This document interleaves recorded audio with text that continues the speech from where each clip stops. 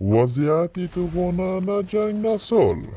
با حمله بی‌سابقه موشکی و پهپادی ایران به اسرائیل، وضعیت نه جنگ و نه صلح میان دو کشور در هم شکست.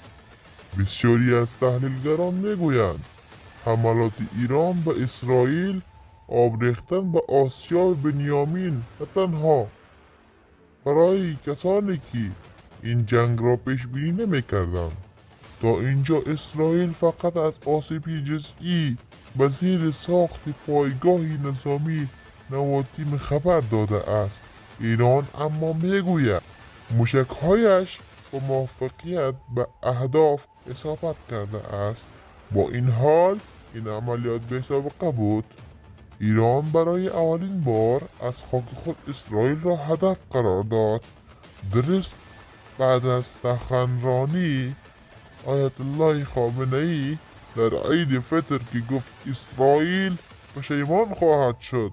اسرائیل قاطز وزیر خارجه اسرائیل در اکس به زبان فارسی نوشته بود اگر ایران از خاک خود حمله کند اسرائیل واکنشی نشان داده و در ایران حمله خواهد کرد.